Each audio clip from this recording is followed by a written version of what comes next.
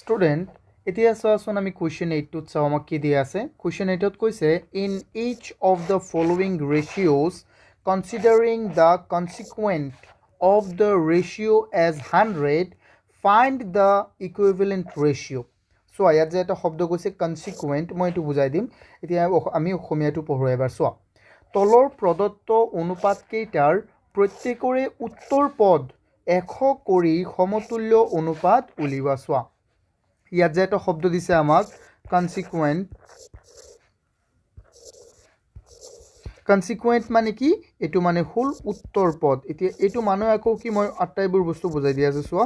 তোমালোকে যদি ইন্ট্ৰোডাকশন ভিডিওটো আমাৰ চাইছিলা তেতিয়া বুজি পালাহেতেন চোৱা যদি এটা ভগ্নাংশ মই ধৰো যে a / b এটা কি হয় ভগ্নাংশ তেতিয়া a মানে প্ৰথমটোক আমি কি কম জানা প্ৰথমটোক আমি কম antecedent এটো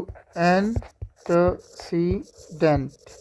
বা যাক আমি কি কম পূৰ্বপদ আকৌ এই যে b যে লাষ্টত আছে ন এই b টোক আমি কি কম consequent তো বুজি পাইছানে কেনেকৈ হ'ব বস্তুটো এটো consequent মানে ধৰা ইয়াত এটো হ'ব antecedent 1 আকৌ 4 টো কি হৈ যাব আমাৰ consequent সিম্পল এটো হল আমাৰ পূৰ্বপদ এটো হল উত্তৰপদ আই হোপ তোমালোকে এটো বুজি পাইছা এতিয়া যদি বুজি পাইছা তেতিয়া কোৱেশ্চনটোত কৈছে যে এই যে আমাৰ কেইটামান ৰেশিও দিয়া আছে ন ইয়াত 1 নম্বৰ এটা ৰেশিও দিয়া আছে ইয়াত এটো 2 নম্বৰ হ'ব মানে এনেকুৱা হ'ব এটো সো এটো এনেকুৱা হ'ব ফুট থকা কিনি আকৌ এটো সো 1 নম্বৰত এটা ৰেশিও দিয়া আছে 2 নম্বৰত এটা ৰেশিও দিয়া আছে কৈছে যে এই ৰেশিওটো যেন 1:4 এই ৰেশিওটোৰ যেটো নেকি আমাৰ consequent অৰ্থাৎ উত্তৰ পদক তুমি 100 বনাব লাগে আচ্ছা চোৱাচোন আমি কেনেকৈ বনাম সব বহুতেই সহজ এটো আমি জাস্ট অকমান ভালদৰে লক্ষ্য ৰাখিলেই হল তো আমি ইয়াৰ সলিউশন লিখিম সলিউশন এতিয়া চোৱা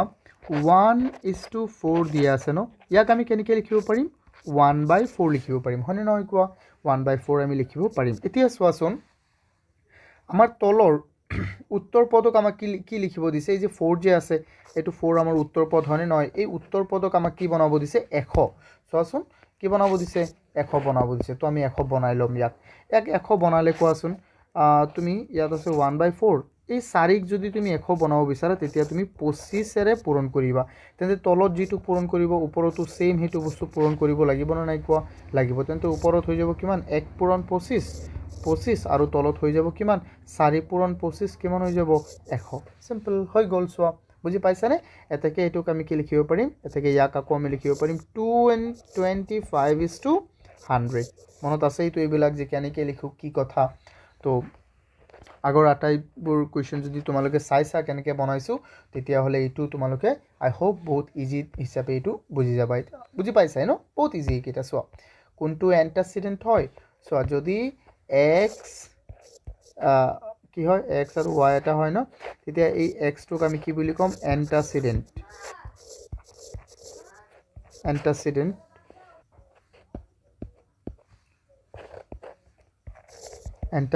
বা যাক আমি কম পূৰ্বপদ আকৌ ইয়াক আমি কম consequent যাক আমি কম অসমীয়াত উত্তৰপদ তো এইবিলাক তোমালোকে অকমান চাই লবা ভালদৰে ন এতিয়া সো আমি যাও আমি 2 নম্বৰটো আমি সলিউশন কৰো 2 নম্বৰত আমাক কি দিয়া আছে ইয়াত আমি লিখিম প্ৰথমে সলিউশন সোৱাচোন আমাক কি দিয়া আছে 7:20 দিয়া আছে ন তো ইয়াক আমি কেনেকৈ লিখিব পাৰিম 7/20 ওকে 7/20 লিখিব পাৰিম আচ্ছা এই যে 20 ন তলৰটোক ইয়াক আমি কি বনাব লাগিব 100 কাৰণ এটো কি হয় আমাৰ consequent বা উত্তৰপদ তেন্তে ওপৰত আছে 7 তলত আছে 20 আমি কি পূৰণ কৰিম কোৱাচোন 20 লগত কি পূৰণ কৰিলে 100 হৈ যাব আমি জানো যে ইয়াত 5 পূৰণ কৰিলে 100 হ'ব তেন্তে ওপৰতো আমি 5 পূৰণ কৰিব লাগিব মানে নহয় তলত যি পূৰণ কৰো ওপৰতো সেম পূৰণ কৰিব লাগিব ওপৰত যি পূৰণ কৰা তলতো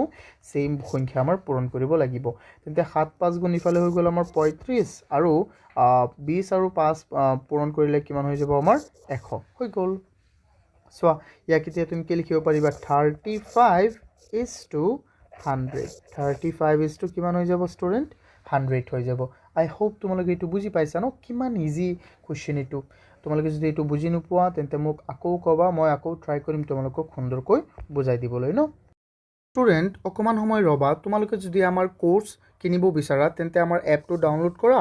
যেটো নেকি তোমালোকে প্লে ষ্টৰত পাই যাবা অস্পিন একাডেমি নামৰ এপটো ডাউনলোড কৰা বা তোমালোকে ডিসক্ৰিপশ্যনতো পাই যাবা সো আৰু যদি তোমালোকে বেটছটো জয়েন কৰা নকৰা এইটো কোনো কথা নাই যদি ফ্ৰী টেষ্ট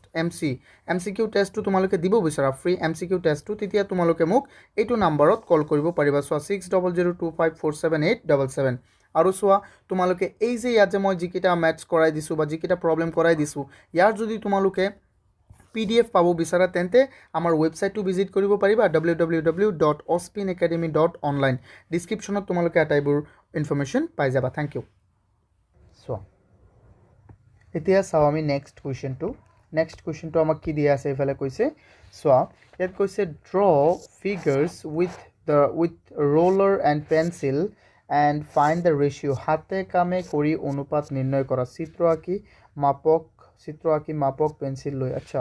সো ইয়াত এইটো আমি পেন্সিল স্কেল এইবিলাক লৈ বনাব লাগিব তো এইটো মই তোমালোকৰ লাইভ ক্লাছত কৰাই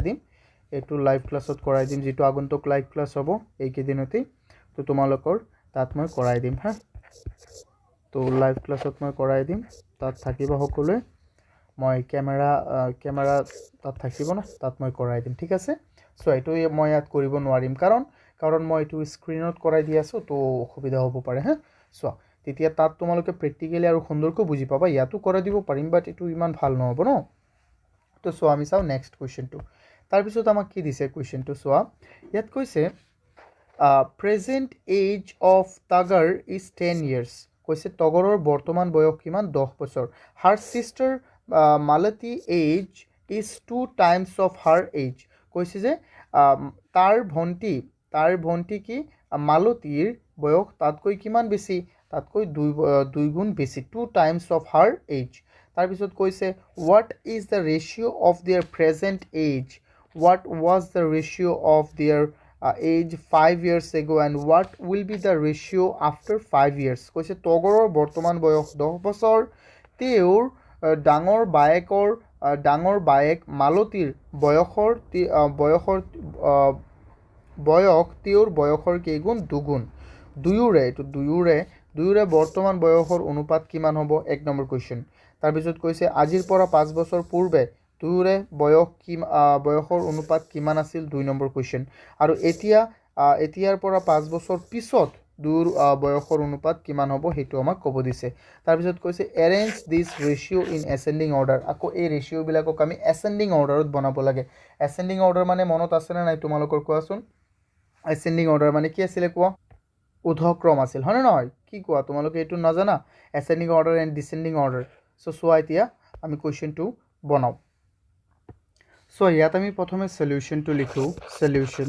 প্ৰথমে আমাক কিমান দিয়া আছে মালতীৰ বৰ্তমান বয়সটো কিমান দিয়া আছে 10 বছৰ না টগৰৰ বৰ্তমান বয়সটো কিমান দিয়া আছে 10 বছৰ তো আমি ইয়াত লিখিম given মানে কি দিয়া আছে so given present age of টগৰৰ বৰ্তমান সো প্ৰেজেন্ট মানে বৰ্তমান এজ মানে বয়স অফ টগৰ মানে টগৰৰ বৰ্তমান বয়সটো কিমান 10 years ওকে এতে কি হ'ব according to question অৰ্থাৎ প্ৰশ্নৰ মতে তাইৰ ভন্টি বা তাইৰ বায়েৰ মালতীৰ বয়সটো কিমান হ'ব তেন্তে কৈছে মালতীৰ বয়স টগৰৰ বয়সতকৈ 2 গুণ বেছি তেন্তে কি হ'ব কোৱাচোন her sister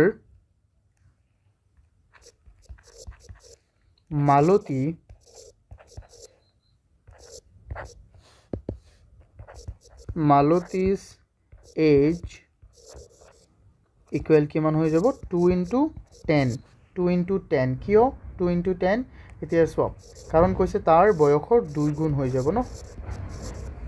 বুজি পাইছানে বস্তুটো কেনেকৈ হ'ল সোৱা ইয়াত কৈ দিছে তোমালোকক সোৱা যে টগৰৰ বৰ্তমান বয়স 10 বছৰ তেওঁৰ ডাঙৰ বায়েক মালতীৰ বয়স তেওঁৰ বয়সৰ দুগুণ তো তেওঁৰ বয়সৰ দুগুণ বুলি আমাক কৈ দিছে ইয়াত কৈ দিছে যদি আমি জাস্ট বহাই দিব লাগে ন এতিয়া সোৱা সো এতিয়া ইহঁতৰ বয়সৰ প্ৰথম কোৱেশ্চনটো আমাৰ কি আছিল তিনটা কোৱেশ্চন আছিল কৈছে what is the ratio of their present age তেন্তে আমি ইয়াত কি লিখিম so the ratio of their present age কিমান হৈ যাব ইহঁতৰ বৰ্তমান বয়সৰ যিটো ৰেচিঅ' আছে এইটো কিমান হ'ব কোৱা প্ৰথমে আছে কি আমাৰ তগৰৰ বয়সটো হ'ল 10 বছৰ আৰু মালতীৰ বয়সটো হ'ল 20 বছৰ তেন্তে আমি ইয়াত কি লিখিব পাৰিম চোৱা 0 তুমি কাটি দিয়া 0 কাটি গ'ল তেতিয়া আমাৰ কিমান থাকি গ'ল 1/2 অৰ্থাৎ 1:2 1:2 সিম্পল ইহঁতৰ বৰ্তমান বয়সৰ অনুপাতটো কিমান হ'ল আমাৰ বৰ্তমান বয়সৰ অনুপাতটো হৈ গ'ল 1:2 আচ্ছা চোৱা তাৰপিছত কি কৈছে যে তাৰপিছত কৈছে আজিৰ পৰা 5 বছৰ পূৰ্বে 5 বছৰ পূৰ্বে মানে কি 5 বছৰ আগত দুয়োৰে বয়সৰ অনুপাত কিমান আছিল কোৱাচোন এতিয়া যদি বৰ্তমান যদি তোমাৰ বয়সটো 10 বছৰ হয় 5 বছৰ আগত কিমান আছিলে 5 আছিলে তুমি 5 বিয়োগ কৰিবা আগত কৈছে কিন্তু কি কৰিবা বিয়োগ আচ্ছা তোমাৰ বয়সটো যদি হয় 12 বছৰ তেন্তে 5 বছৰ আগত কিমান আছিলে 12ৰ পৰা তুমি 5 বিয়োগ কৰি দিবা হয় না নহয় কিমান আছিলে 7 বছৰ তো আমি এই একে ধৰণে আমি এটো কৰিম চোৱা তো আমি ইয়াত এই কাৰণে লিখি দিম এনেকে নাও ইয়াত লিখিম the ratio of their age কিমান বছৰ আগতে 5 years ago কিমান হ'ব এটো আমি চাও চোৱা এতিয়া ৰেশিওটো কিমান বৰ্তমান বয়সটো লিখি দিয়া ডাইৰেক্ট 10/20 আকৌ চোৱা 5 বছৰ আগত তো 5 আমি দূৰে পৰা কি কৰিম মাইনাস কৰি দিম হয়নে নহয় তেতিয়া কিমান হৈ যাব কোৱাচোন ইয়াত হৈ গ'ল আমাৰ 5 আৰু ইয়াত হৈ গ'ল কিমান 15 তেন্তে আমি 5 আৰু 15 আছে ন তো আমি কাটি দিও ইফালে চোৱাচোন 5 5ত এবাৰ হৰণ আৰু 15ত তিনিবাৰ তো ইয়াত হৈ গ'ল আমাৰ কিমান 1/3 so that means 1:3 হৈ যাব কিমান হৈ যাব কোৱাচোন ষ্টুডেন্ট 1:3 so simple এতিয়া চোৱা এটো হল আমাৰ 5 years ago তেন্তে 5 years after কিমান হ'ব মানে চোৱা এটো হল 5 বছৰ আগৰ আমি অনুপাতটো ওলাইছো এতিয়া আমি 5 বছৰ পিছৰ অনুপাতটো ওলাম তো আমি লিখিম again the ratio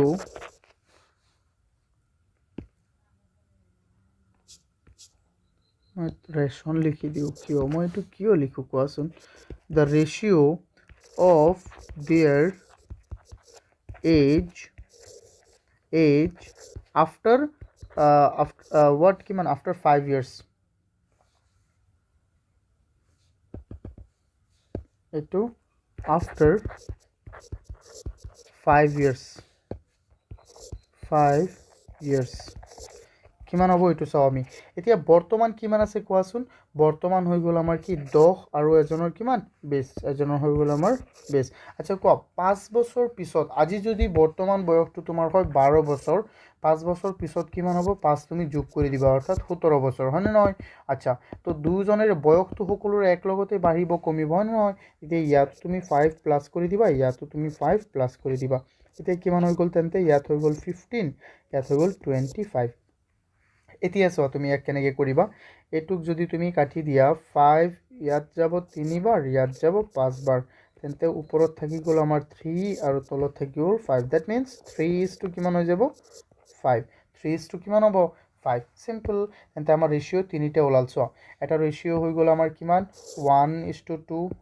1:3 and 3:5 simple so এই তিনিটা ৰেশিও আমি জাস্ট ইয়াত লিখি দিম কেনেকৈ লিখিব লাগে কৈছে এসেন্ডিং অৰ্ডাৰত কেনেকৈ লিখিব লাগে এসেন্ডিং অৰ্ডাৰত now the ratios কাৰণ বহুত কেইটা ৰেশিও in ascending order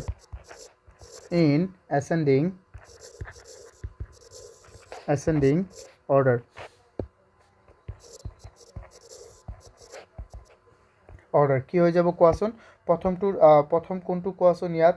হৈ যাব আটাইতকৈ সৰু কোনটো হ'ব এটো হল 1/3 তেন্তে এটো হ'ব আটাইতকৈ সৰু এটো হৈ যাব আমাৰ 1:3 টো আমাৰ আটাইতকৈ সৰু হ'ব বা 1/3 টো আৰু তাৰ পিছত ডাঙৰ কোনটো হ'ব কোৱাচোন 1/2 আকৌ তাৰ পিছত কি হ'ব এটো হৈ যাব আমাৰ 3/5 এটো হ'ব কিমান আমাৰ 3/5 বা তোমালোকে এনেকৈ চাই লবা অকমান সুন্দৰকৈ এইটো আই হোপ তোমালোকে বুজি পাইছে এইটো কোনটো সৰু কোনটো ডাঙৰ কোৱাচোন কোনটো সৰু কোনটো ডাঙৰ তোমালোকে এবাৰ হৰণ কৰি চালেই গম পাই যাবা সব এইটো 1 চোৱা 1ক যদি তুমি 1/3 মানে কি হৈ যাব 0.333 আকৌ চোৱাচোন ইয়াত হৈ যাব এইটো 1/2ক যদি তুমি হৰণ কৰি দিয়া কিমান হ'ব 0.5 আকৌ চোৱাচোন এইটো তুমি যদি 3ক হৰণ দিয়া 5এৰে তেন্তে কিমান হ'ব 0.6 কিবা কিবি হ'ব আৰু নহয় 0.5 কিমান হ'ব অকল 6 হৈ যাব সো দা প্ৰবলেম এতিয়া বুজি পাইছা ন কেনে কোনটো ডাঙৰ কোনটো সৰু তেন্তে এইটো একেবাৰে সৰু তাৰ পিছত ডাঙৰ এইটো ইয়াতকৈ অকমান ডাঙৰ আৰু একেবাৰে ডাঙৰ কোনটো আছে ইয়াত এইটো আছে তো আই হোপ তোমালোকে বুজি পাইছা যিমানটো বুজিব লাগে ন বহুতেই সহজ কোৱেশ্চনটো দেখি অকমান হয়তো ডাঙৰ মানে দেখাতহে ডাঙৰ কিন্তু বস্তুটো কি এনে বহুত সহজ তো তোমালোকে পিডিএফটো পাই যাবা আৰু ইয়াত যদি কিবা কোৱেশ্চন যদি কিবা ডাউট আছে আমাৰ লাইভ ক্লাছত তোমালোকে সুধি দিবা তাত মই বুজাই দিম আকৌ স্টুডেন্ট অকমান সময় ৰবা তোমালোকে যদি আমাৰ কোৰ্স কিনিব বিচাৰা তেন্তে আমাৰ এপটো ডাউনলোড কৰা যেটো নেকি তোমালোকে প্লে ষ্টৰত পাই যাবা অস্পিন একাডেমি নামৰ এপটো ডাউনলোড কৰা বা তোমালোকে ডেসক্ৰিপচনতো পাই যাবা সো আৰু যদি তোমালোকে বেটচটো জয়েন কৰা নকৰা এটো কোনো কথা নাই যদি ফ্ৰী টেষ্ট এমসিকিউ টেষ্টটো তোমালোকে দিব বিচাৰা ফ্ৰী এমসিকিউ টেষ্টটো তেতিয়া তোমালোকে মোক এইটো নম্বৰত কল কৰিব পাৰিবা সো 6002547877 আৰু সোয়া তোমালোকে এই যে ইয়াত যে মই যিকিটা ম্যাথছ কৰাই দিছো বা যিকিটা প্ৰবলেম কৰাই দিছো ইয়াৰ যদি তোমালোকে PDF পাব বিচাৰা তেন্তে আমাৰ ওয়েবসাইটটো ভিজিট কৰিব পাৰিবা www.ospinacademy.online ডেসক্ৰিপচনত তোমালোকে আটাইবোৰ ইনফৰমেশন পাই যাবা থ্যাংক ইউ স্টুডেন্ট Question 11 আমাক কি কৈছে চোৱাচোন এবাৰ ইয়াত কৈছে the ratio of two number is 7:12 if the largest number is 84 what is the smaller number কৈছে দুটা সংখ্যাৰ অনুপাত 7:12 হয় তাৰে ডাঙৰটো যদি 84 হয় তেন্তে সৰুটো কিমান হ'ব সিম্পল বহুতেই সহজ বহুতেই কি সুন্দৰ এতিয়া চোৱা আমি এই কোৱেশ্চনটো সলভ কৰিম এটা আমাক কি কৈছে এবাৰ চোৱা ইয়াত এটা ভগ্ন আমাক এটা ৰেশিও দিছে এটো হল কি আমাৰ হেতু হৈ গল 7:12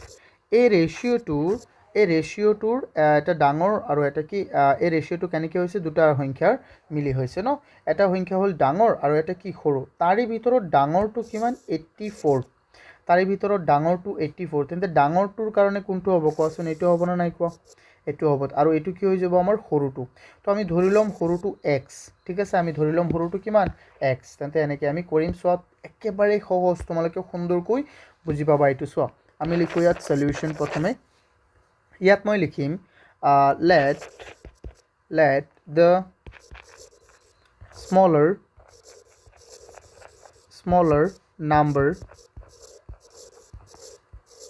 smaller number equal কিমান ধৰিম আমি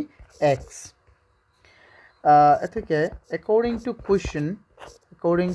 question কি হৈ যাব কোৱাচোন ডাঙৰ সংখ্যাটো আমাক কিমান দিয়া আছিল 84 সোৱা ডাঙৰ সংখ্যাটো 84 মই আকৌ সুন্দৰকৈ লিখি দিও তোমালোকক বুজাই দিও 7:12 আছে ন ইয়াক তুমি কেনেকৈ লিখিবা 7/12 তেন্তে ওপৰত বহিল সৰুটো আৰু তলত বহিব ডাঙৰটো তো মনত ৰাখিবা এইটো বস্তু মনত ৰাখিলে তুমি বুজি পাবা এতিয়া সোৱা মই মুছি দিছো ওপৰত বহিব কি সৰুটো তেন্তে ইয়াত সোৱা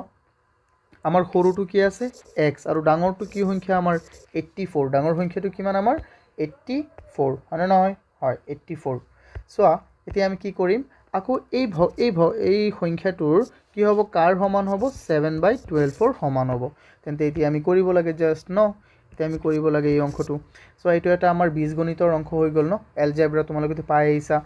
এই যে ইয়াত আমাৰ আছে 84 এই 84 টো ইয়াত কি হৈ আছে হৰণ তো হৰণৰ সংখ্যা ইফালে গলে কি হৈ যাব ই পূৰণ হৈ যাব হয় না নহয় তো ইফালে থাকি যাব হলে x থাকি যাব অকল আকৌ সোৱা ইয়াত 7/12 আছে ন ইয়াত এই বস্তুটো হৰণ হৈ আছিল ইফালে কি হৈ গল পূৰণ এতিয়া সোৱা 84ত 84ত কি 12 হৰণ যায় নে নাই এবাৰ আমি চাও সোৱা 84ত 12 হৰণ যাব নেকি 60ত যাব কেইবাৰ 60ত যাব 5 বাৰ আকৌ ইফালে থাকি গল 24 24ত যাব আৰু দুবাৰ তেন্তে কেইবাৰ যাব 7 বাৰ যাব কেইবাৰ হৰণ যাব ই 7 বাৰ তেন্তে 7 বাৰ গল তেন্তে x থাকি গল ইয়াত এটা 7 অলৰেডি আছে আৰু ইয়াত ইফালে এটা 7 এটো এটা কেইটা 7 হৈ গল দুটা তেন্তে ইফালে কিমান আমি লিখি দিম x ইকুৱেল আমি লিখি দিম 49 সিম্পল x ইকুৱেল আমি কি লিখি দিম 49 তো আমি লিখিম এতেকে the smaller number is 49 simple the smaller number to আমাৰ কিমান হয় 49 I hope তোমালোকে এইটো সুন্দৰকৈ বুজি পাইছা যদি কিবা অসুবিধা হয় মোক জনাবা ন এটো সব বহুতেই সহজ কিয় কাৰণ এই সংখ্যা দুটা জানে চাবা এতিয়া মই আকৌ কৰি দিও তোমাক ন 49/84 ন ইয়াক তুমি যদি সৰু কৰি থাকা ন তেতিয়া তুমি কি পাই যাবা 7/12 কেনেকৈ পাবা চোৱা ইয়াত 7 যায় নেকি হৰণ এবাৰ চোৱাচোন হয় যায় ইয়াতো যাব হৰণ ইয়াতো যাব হৰণ তেন্তে দিয়া হৰণ দিয়া 7 ইয়াত যাব 7 বাৰ 7 ইয়াত যাব চোৱা 8ত যাব এবাৰ এক বাকি থাকিল 14 হৈ গল ইয়াত গল দুবাৰ তেন্তে কিমান পাই গলা কোৱাচোন 7/12 পালানে নাই তো হৈ গল বহুত ইজি আই হোপ তোমালোকে এটো সুন্দৰকৈ বুজি পাইছে কিবা অসুবিধা হলে মোক জনাবা এতিয়া আমি সাম নেক্সট কোৱেশ্চন ইয়াত আমাক কি দিয়া আছে কোৱেশ্চন 12 ত আমাক দিয়া আছে divide 145 চোৱাচোন ইয়াত আমাক কি দিছে 1 divide 145 in the ratio 1:4 কৈছে 145 মানে 145ক এক চোৱা 145ক 1:4 দশমিকত আমি কি কৰিব লাগে ইয়াক অনুপাতত ভাগ কৰিব লাগে 1:4 ভাগ কৰিব লাগে অসমীয়াটো হেইটো সেমই হ'ব সো এটো আমি কেনেকৈ ভাগ কৰিম সোয়া স্টুডেন্ট কোনো সংখ্যাক যদি তুমি ভাগ কৰিব বিচাৰা না ভগ্নাংশত তেতিয়া তুমি অনুপাতত যদি ভাগ কৰিব বিচাৰা তেন্তে তুমি প্ৰথমে অনুপাতটো চাবা কি দিয়া আছে ইয়াত যেনে আমাৰ ক্ষেত্ৰত ইয়াত দিয়া আছে 1:4 1 কি আছে 4 অৰ্থাৎ সোয়া এবাৰ লক্ষ্য কৰিলে চাবা যে এইটো এটা ভাগ মুঠতে ইয়াত কিমানটা ভাগ হল ইয়াত মুঠতে ভাগ কেইটা মুঠতে হল 1+4 অৰ্থাৎ মুঠতে কিমানটা ভাগ হল ইয়াত ভাগ হৈ গল আমাৰ 5টা বুজি পাইছানে ভাগ কিমানটা হল 5টা তেন্তে 5টা ভাগৰ ইফালে আছে কেইটা এটা আৰু ইফালে আছে 4টা ইফালে আছে এটা ভাগ আৰু ইফালে আছে কেইটা 4টা ভাগ তো এটা ভাগ আৰু 4টা ভাগ মুঠতে কিমানটা ভাগ হৈ গল 5টা ভাগ হৈ গল বুজি পাইছানে যদি আকৌ কিবা অসুবিধা আছে মোক কোৱা মই আকৌ সুন্দৰকৈ বুজাই দিও চোৱাচোন চোৱা এইটো 1 কিমান দিয়া আছে 4 তো ইয়াত কেইটা ভাগ ইয়াত মূলত আমাৰ 4টা ভাগ ইয়াতকে 5টা ভাগ কিয় ইফালে এটা ভাগ আৰু ইফালে এটা ভাগ তেন্তে 1 + 4 কিমান হৈ গল 5টা ভাগ হৈ গল ন এইটো কথা যে বুজি পাইছা তেতিয়া চোৱা এই 5টা ভাগ তেন্তে এই 145 কো আমি কেইটা ভাগ কৰিম 145 কো আমি কেইটা ভাগ কৰিম 5টা ভাগ কৰিম তাৰ 5টা ভাগ কৰি এটা ভাগ ৰাখি দিম আমি ইফালে এটা ভাগ আমি ইফালে ৰাখি দিম আৰু এটা ভাগ আমি এইফালে ৰাখি দিম বুজি পাইছা নে কেনেকৈ হ'ব সো তো আমি ইয়াক এটো ভাগটো আমি কৰো সো কেনেকৈ কৰিম বহুতই সুন্দৰ সোৱাচোন আমি প্ৰথমে লিখিম কি সলিউশন প্ৰথমে লিখিলো আমি সলিউশন তাৰ পিছত আমি কি লিখিম সোৱা এটা আমি লিখি দিম here 145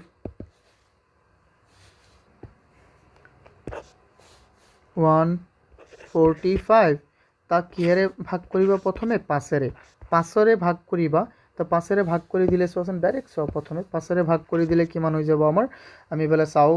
5 14 যাব কেইবাৰ 14 তো না যায় 10ত যাব দুবাৰ হয়নে নহয় 10ত যাব কেইবাৰ দুবাৰ আৰু ইয়াত থাকি গল কিমান আমাৰ 4 45ত যাব 9 বাৰ তেন্তে এটা ভাগ আমি কিমান পাই গলো এটা ভাগ আমি পাই গলো মাত্ৰ আমাৰ কিমান 29 এটা ভাগ পালো আমি কিমান 29 again now এতিয়া আমি কি কৰিম এটা ভাগ যদি 20 পালো তেন্তে 1 * 29 সো 1 * 29 = 29 হৈ গল আকৌ আমি কি কৰিম এতিয়া 4টা ভাগ কৰিম আমি 4 পূৰণ এতিয়া হৈ যাব কিমান 29 বুজি পাইছানে কেনেকুৱা হল বুজি পাইছাৰা নাই কোৱা সুন্দৰ কৈছো 9 *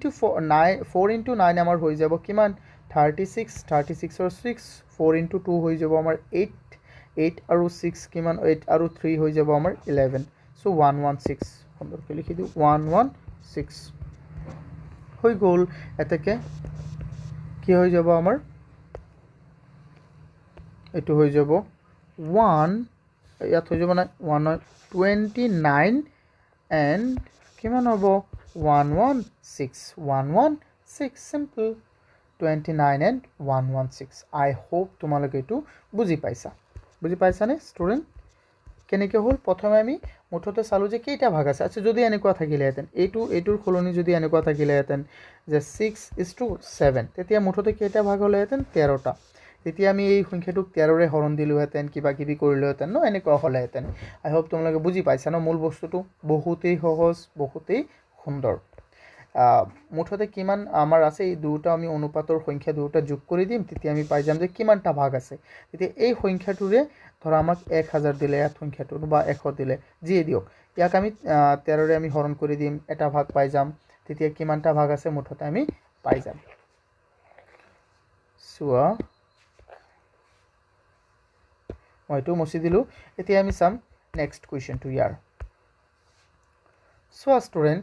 এই কুৱেশ্যনটোত আমাক কি দিয়া আছে 145 কৈছে 145 is divided into two parts in a certain ratio one of the part is 27 কৈছে যে 145ক দুটা পাৰ্টত ভাগ কৰা হৈছে তাৰে এটা পাৰ্ট হ'ল আমাৰ 27 তাৰে এটা ভাগ কিমান আমাৰ 27 find the ratio taking 27 as the antecedent of the ratio কৈছে 27 কৈছে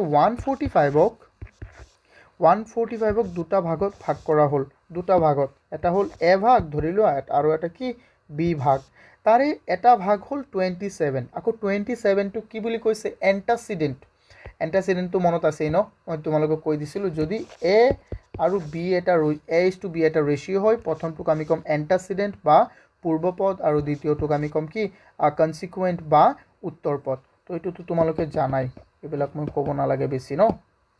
চোৱা ইয়াত কৈছে যে 27ক তুমি এণ্টাচিডেণ্ট ধৰা অৰ্থাৎ প্ৰথমটো ধৰা তাৰপিছত 27ক প্ৰথমটো মানে অৰ্থাৎ পূৰ্বপদ হিচাপে ধৰি দ্বিতীয়টো আমাৰ ওলাব লাগে অনুপাতটো আমি নিৰ্ণয় কৰিব লাগে চোৱা বহুতেই সহজ এতিয়া আমি কৰি চাম প্ৰথমে আমি লিখো আমাক কি দিয়া আছে সুন্দৰকৈ আমি লিখি দিম প্ৰথমে কি আমাক দিয়া আছে ন আমি প্ৰথমে লিখিম given চোৱা আমি প্ৰথমে লিখিম কি given solution to the given আমাক কি দিয়া আছে এইটো আমি লিখিলো প্ৰথমে দিয়া আছে কি এইটো টকা হয় ন rupees 145 is divided into two এইটো সুন্দৰকৈ লিখি দিম into two parts in a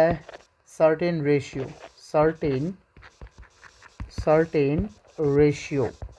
কৈছে যে 145ক কেইটা ভাগত 145ক কোনো এটা অনুপাতত দুটা ভাগত ভাগ কৰা হৈছে in a certain ratio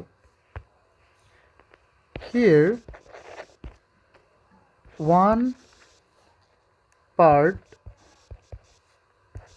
equal কিমান 27 এটা পার্ট আমাক কিমান কৈছে 27 so another part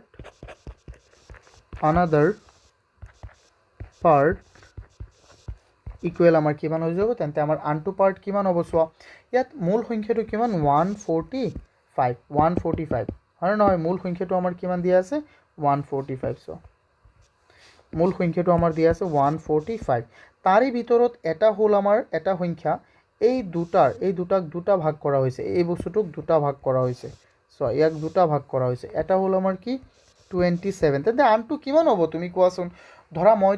তোমালোক দুজন বন্ধু মই এজনক দিছো কিমান মুঠতে মই দিছো 145 টকা 145 টকা তাৰে ভিতৰত তুমি পালা 27 টকা তেতিয়া কোৱাচোন তোমাৰ লগৰটোৱে কিমান পাব তুমি 145 ৰ পৰা কিমান 27 বিয়োগ কৰি দিবা 27 বিয়োগ কৰি দিলে কিমান হৈ যাব ইফালে 25 গলে থাকিব কিমান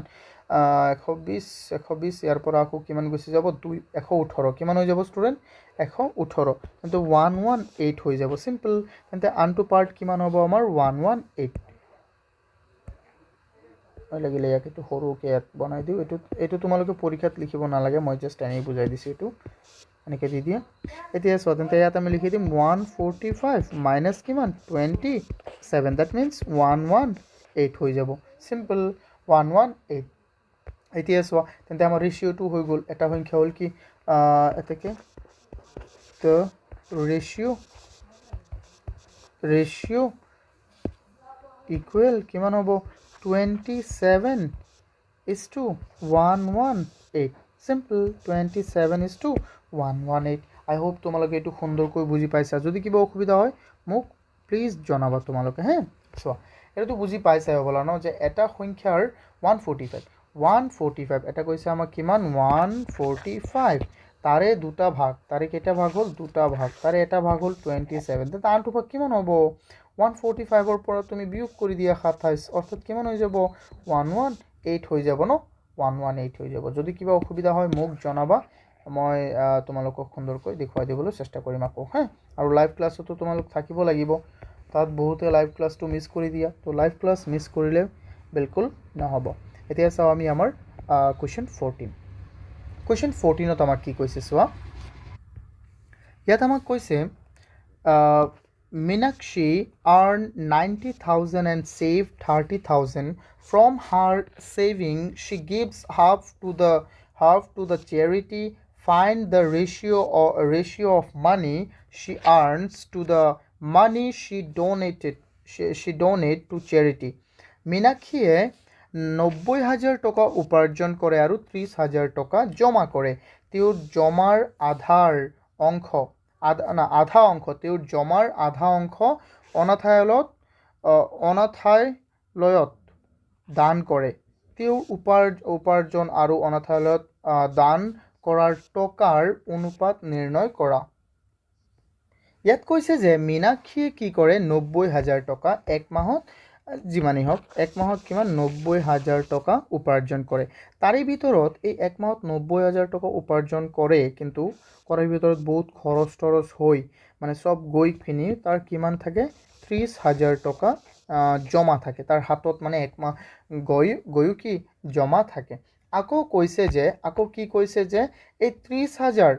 জমাৰ আধা অংশ অনাথালয়ত চোৱা অৰ্থাৎ এইটো কি হয় অনাথালয় বা চ্যাৰিটি য'ত নাকি এনেকুৱা মানুহ থাকে যাৰ নাকি মাক দেউতাক নাথাকে ন এনেকুৱা থাকে চোৱা যাক পোহপালন দিবলৈ মানুহ নাই তো এনেকুৱা এইটো চোৱা তাৰে বাকী এই যে 30,000 তাৰ আধা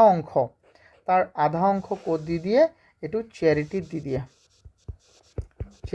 দি দিয়ে আৰু বাকী আধা অংশ তাৰ নিজৰ তাত থাকে এতিয়া কৈছে আমাক কোৱেশ্চনটো কি এইটো চাওঁ আমি আকৌ তেওঁৰ উপাৰ্জন আৰু অনাথালয়ত দান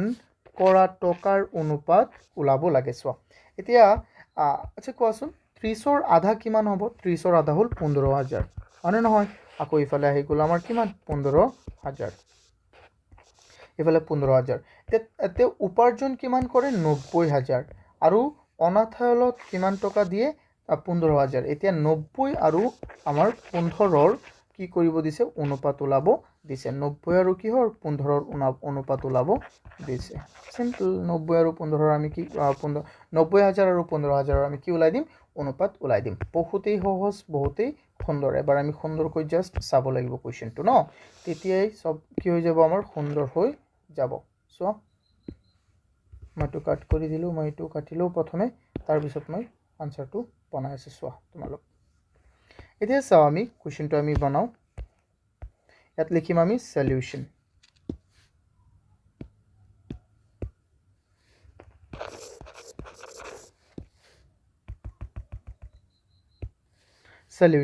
ইয়াত আমি লিখি দিম কি Meenakshi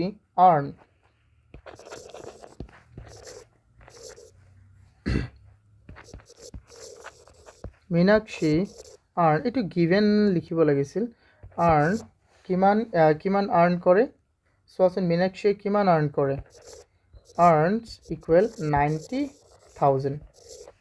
কিমান earn কৰে 90,000 and she save আৰু তাই কিমান সেভ কৰে 30,000 কিমান 30,000 তাই সেভ কৰে এইটো কি লিখিছো মই 30,000 তাই সেভ কৰে ওকে তাৰ পিছত আমি কি লিখিম and again she donate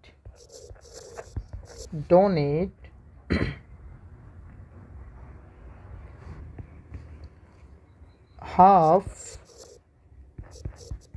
of her her saving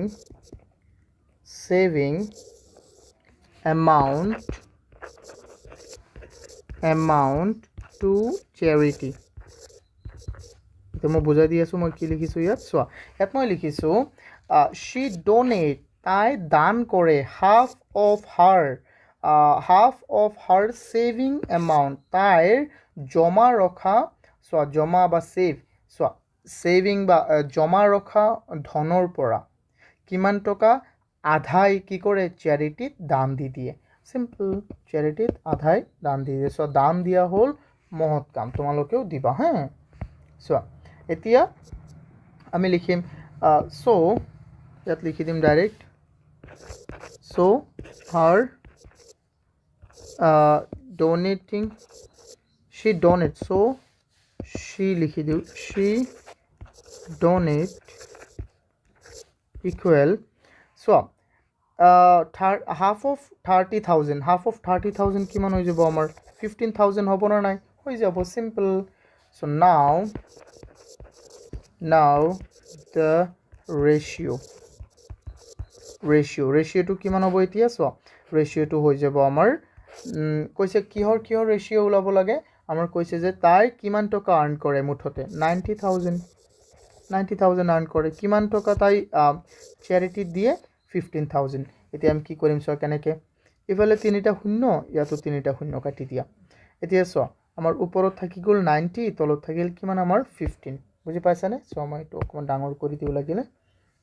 চোৱা ওপৰত আছে এতিয়া তুমি এইটো কাটি দিয়াচোন ইয়াত 5 যাব তিনিবাৰ ইয়াত 5 যাব কেইবাৰ 5 ইয়াত যাব 9 যাব এবাৰ আৰু 4 বাকি থাকিল 40 হৈ গ'ল 40ত যাব 8 বাৰ আচ্ছা আকৌ চাওচোন যায় নেকি 3 ইয়াত যাব কেইবাৰ 3 যাব এবাৰ আকৌ 18 যাব কেইবাৰ 6 বাৰ তেন্তে আমাৰ ওপৰত থাকি গ'ল কিমান ওপৰত থাকি গ'ল আমাৰ 6 তলত থাকি গ'ল 1 that means 6 is to কিমান 1 আনসাৰটো আমাৰ কিমান হ'ব 6 is to 1 I hope তোমালোকে এইটো সুন্দৰকৈ বুজি পাইছা কিবা অসুবিধা হলে মোক